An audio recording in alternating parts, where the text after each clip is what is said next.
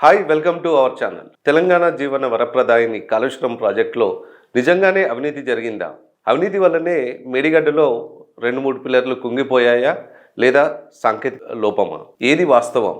మరిన్ని వివరాలు తెలుసుకునేందుకు మనతో సీనియర్ జర్నలిస్ట్ శ్రవణ్ కుమార్ గారు సిద్ధంగా ఉన్నారు. శ్రవణ్ కుమార్ గారు, నమస్కారం. కాళేశ్వరం ప్రాజెక్టులో భాగమైనటువంటి మేడిగడ్డ బ్యారేజ్లో 1-2 పిల్లర్లు కుంగిపోవడం అది నిజంగా అవినీతి వల్ల జరిగిందంటారా లేదా ఏదైనా సాంకేతిక లోపం ఉందంటారా? ఎస్ అండి. ఇప్పుడు మనం ఈ గత 4-5 మాసాల నుంచి బాగా వినిపిస్తున్న విషయం ఏంటంటే కాళేశ్వరంలో అవినీతి జరిగిందని. ముఖ్యంగా కేసీఆర్ గారు ఓడిపోయిన తర్వాత అధికారంలోకి వచ్చినటువంటి కాంగ్రెస్ ప్రభుత్వం, కాంగ్రెస్ పార్టీ అత్యధికంగా ఆరోపణలు చేస్తుంది కాళేశ్వరం మీద, బీఆర్ఎస్ పార్టీ కేసీఆర్ పాలన మీద. వాస్తవానికి ప్రకృతి అనుకూలించకపోవడాలు ఎట్లా అంటే బ్యారేజ్లో ఒక పిల్లర్లో క్రాక్ రావడం మాట 100% నిజం. దాంట్లో ఎక్కడా కూడా దాచితే దాగని అదేం కాదు, అది 100% ఒప్పుకునేటువంటి అంశం. మరి అది ఎందుకు కృంగింది? అవినీతి వల్లనే కృంగిందా? ఎందువల్ల కృంగింది? నిజంగా అవినీతి జరిగిందా అనేది ఇప్పుడు మన ప్రశ్న. వాస్తవానికి మనకు కాగ్ రిపోర్ట్స్ అనేది ఒకటి ఈ దేశంలో మొదటి నుంచి కూడా ట్రస్టబుల్ రిపోర్ట్ ఏదైనా ఉందంటే కాగ్ రిపోర్టే. అంటే కాగ్ ఎక్కడ కూడా ఇన్ఫ్లుయెన్స్ కాకుండా తాను స్వచ్ఛందంగా విచారణ చేసి CAG means internal audit. CAG means internal audit.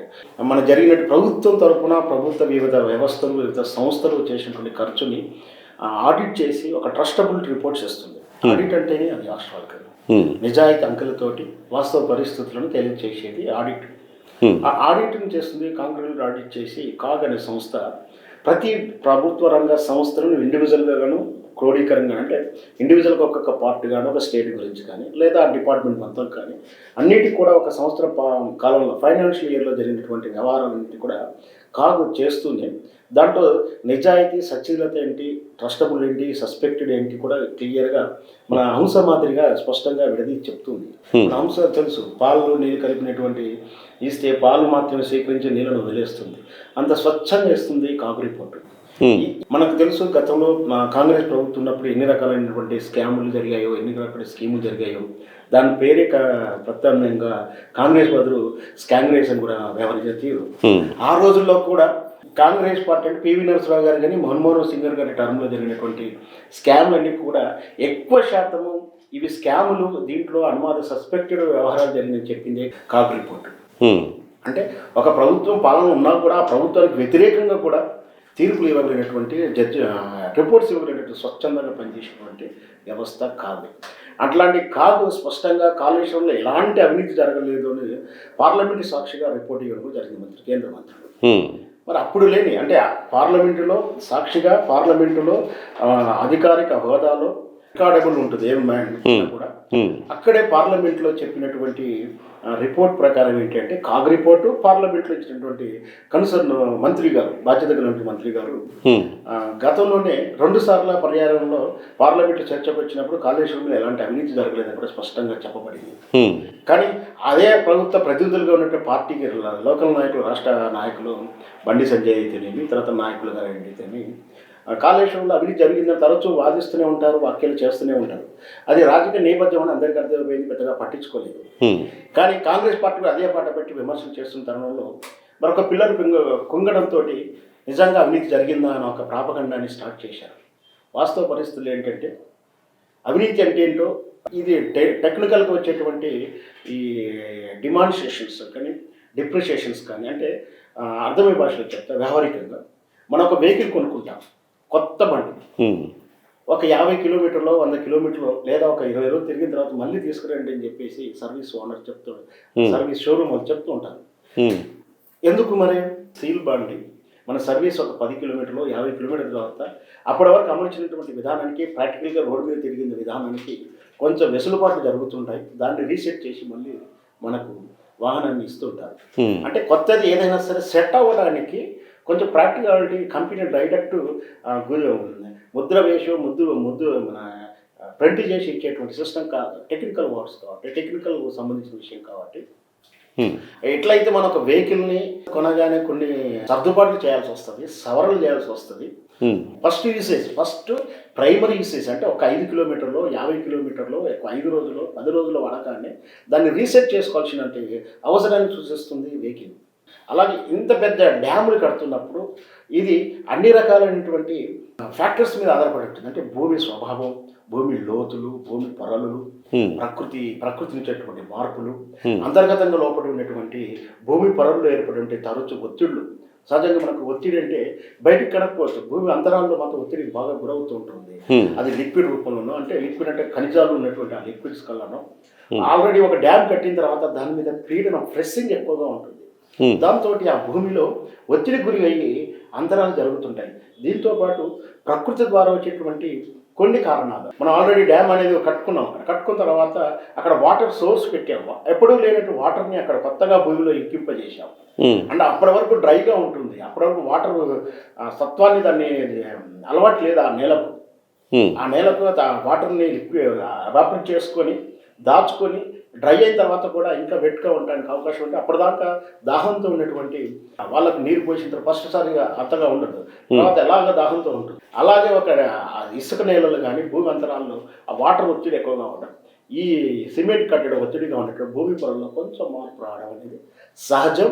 ఇది ఈ దేశంలోనే కాదు, ప్రపంచవ్యాప్తంగా జరుగుతున్నటువంటి అమెరికా లాంటి దేశాల్లో, మన పాశ్చాత్య దేశాల్లోనూ, ఇంకా మన చట్టాలు కొంచెం లిబరల్గా ఉంటాయి. కానీ స్ట్రిక్ట్గా ఉన్నటువంటి ముస్లిం కంట్రీస్లో తీసుకున్నా, అమెరికన్ కంట్రీస్లో తీసుకున్నా ఖచ్చితంగా అక్కడ కూడా డ్యాములు కట్టడం జరిగింది. కొన్ని పొరలు కదులుతూ ఉంటాయి, చిన్న చిన్న డ్యామేజ్ జరగడం అనేది వాస్తవం 100%. దాన్ని అవినీతను లేదా అక్రమ కట్టడాలను లేదంటే దాంట్లో ఏదో కుంభకోణం జరిగిందని చెప్పడం అనేది కేవలం రాజకీయ ప్రయోజనం తప్పించి ఇంకొక రకమైనటువంటి ఆరోగ్యత కాదు.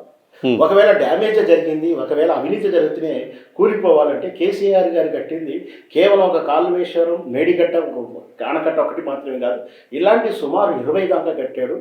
ఎన్నో రకాలైన కట్టడాలు, అంటే మన అమరవీర స్తూపం కానీ, నిన్నటి అంబేద్కర్ భవనం కానీ, ఇట్లా ఎన్నో రకాలు తీసుకుంటే ప్రతి కొత్త జిల్లా హెడ్ క్వార్టర్స్లో నూతన భవనాలు, ఎంత హుందా తెలంగాణ సంస్కృతి సాంప్రదాయాన్ని, కళా వైభవాన్ని చూపిస్తున్న నిదర్శనంగా కట్టిన కట్టడాలను ఎక్కడా లేని పొరపాటు ఒక డ్యామేజ్లో రావడం, ఒక మేడిగడ్డలో మాత్రం వచ్చింది. మరి 20 రకాలైనటువంటి ఆనకట్టలు కట్టిన ఎక్కడా కూడా ఇటువంటి ఏ లోటు రిజర్వాయర్లు రాలేదు. ఇప్పుడు కుంభకోణం అంటే ఏదో చెప్తాను, అవినీతి ఎక్కడ జరిగిందో చెప్తాను. అదంటే గుజరాత్లో పోలాన్పూర్ అనేటువంటి ఊరిలో గుజరాత్ ప్రభుత్వము, మన నరేంద్ర మోడీ గారి ప్రభుత్వం కట్టినటువంటి బ్రిడ్జి అది నిర్మాణ దశలోనూ కూలిపోయింది. అదొకటే కాదు, మన అక్కడ పార్క్లో చూసాము, ఊగే ఉయ్యాల కూడా కూలిపోయింది. రిపేర్ చేసినటువంటి ఉయ్యాల మోర్బీ ప్రాంతంలో రిపేరు కేవలం, అంటే గతంలో తాతలు తండ్రులు కట్టిన కాలంలో, అంటే బ్రిటిష్ కాలంలో కట్టినట్టు బ్రిడ్జి వీళ్ళు రిపేర్ చేస్తేనే ఓపెనింగ్ సెకండ్ డే నాడు కూలిపోవడం, అంటే అది అవినీతి అంటారు. అలాంటిది అవినీతి అంటారు, అలాంటి కుంభకోణాలుగా పేర్కొనాలి. అంటే ఇక్కడ కాగురిపూడి ప్రకారం చెప్పబడినటువంటి రీజన్స్, ఆ తర్వాత ఇక్కడ ప్రకృతి ప్రకారం చూడనటువంటి కారణాలు అవగాహన లేకపోక కాదు, కేవలం రాజకీయ దురుద్దేశంతో ఈ కాళేశ్వరం కానీ ఇట్లాంటి ప్రాజెక్టుల మీద అవినీతి ఆరోపణలు చేస్తున్నారు. ఇది ఖచ్చితంగా ఆత్మహత్య సాదృశ్యం అవుతుంది ఆ పార్టీలకు, ప్రజలకు. ఇంకొకటి, పిల్లర్ డ్యామేజ్ వల్ల జరిగినటువంటి నష్టము పెద్దదేం కాదు. వాస్తవానికి ఏంటంటే మళ్ళీ రిపేర్ చేసుకోవచ్చు, అది మొత్తం ఆనకట్ట పనికి రాకుండా పోతుందన్నమో, లేకపోతే అన్ని డ్యాములు మిగతా 20 డ్యాములు 20 కట్టడాలు పనికి రాకుండా పోతాయనేది కాదు. వాస్తవ పరిస్థితులు ఏంటంటే ఆ రిపేర్ చేసినప్పుడు వాటర్ ఫెసిలిటీస్, ఆ వాటర్ స్టోరేజ్ లేకుండా చూసుకుని మళ్ళీ పునరుద్ధరించుకోవచ్చు. కేవలం రాజకీయ దురుద్దేశంతో మాత్రమే చేస్తున్నారు. ఒక కాళేశ్వరం మీదనే ఎందుకు ఇలా టార్గెట్ చేస్తున్నారు? గత బీజేపీ ప్రభుత్వం అయినా ఇప్పుడు వీళ్ళైనా.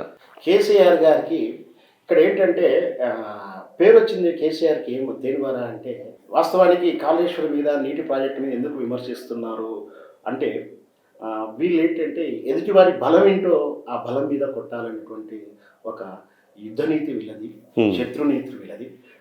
ఏంటంటే కేసీఆర్ గారికి వచ్చిన మంచి పేరేంటి, నీళ్ళ ప్రాజెక్టుల మీద నీళ్ళు వినియోగించుకొని కేవలం వరి పంట అంటే ఉత్తరాది రాష్ట్రాలే, అది అవుతే పంజాబ్ లేదా ఉత్తరప్రదేశ్ లాంటి రాష్ట్రాలే పండిస్తాయని నానుడి నుంచి, లేదా ఆంధ్రప్రదేశ్ ఉమ్మడి ఉభయ గోదావరి జిల్లాలో మాత్రమే వరి పంట పండిస్తారని నుంచి, పల్లేరుకాయలు కూడా పండలేనటువంటి మహబూబ్నగర్లో కూడా వరి ధాన్యాన్ని పండిస్తూ 3 లక్షల కోట్ల టన్నుల వరిని పండించగలిగినటువంటి విధానాన్ని తీసుకొచ్చి ఈ రాష్ట్ర తలసరదాయాన్ని ఈ రాష్ట్ర వ్యవసాయ ఉత్పత్తులు ఈ రాష్ట్ర ఆదాయాన్ని పెంచగలిగినటువంటి కేసీఆర్ అందరి మనల్ని పొంది ఆశ్చర్యానికి గురి చేశాడు. కాబట్టి కేసీఆర్ని ఇదే నీళ్ళ ప్రాజెక్టు మీద ఒక బ్లేమ్ చేస్తే, ఆయన నెగిటివ్ చేస్తే మనకు రాజకీయ మనుగడ ఉంటుంది, మనము రాష్ట్రాన్ని దోపిడీ చేసుకోవడానికి అవకాశాలు ఉంటాయని కేవలం ఇలాంటి కుట్రతో మాత్రమే ఈ కాళేశ్వరాన్ని టార్గెట్ చేసుకున్నారు.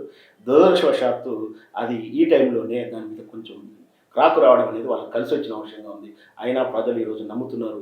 మీరు చూస్తున్నారు నిన్న కాక మొన్న నీళ్లు వదలలేదు అని రైతులు అంతా కూడా ధర్నా చేస్తున్నారు. అవును, నీటి వద్దడి కోసం, మంచినీళ్ళ కోసం అప్పుడే బిందెలు పట్టుకుని ట్యాంకర్ల చుట్టూ తిరుగుతున్నారు. అవును. ఖచ్చితంగా దీని పర్యవసానం ప్రజలు గ్రహిస్తున్నారు. రాబోయేటువంటి పార్లమెంట్ ఎన్నికలు ఖచ్చితంగా ప్రజలు చేసిన తప్పును దిద్దుకునే అవకాశం కూడా ఉందని కూడా నేను తెలియజేస్తున్నాను. ధన్యవాదాలు శ్రవణ్ కుమార్ గారు. ధన్యవాదాలు.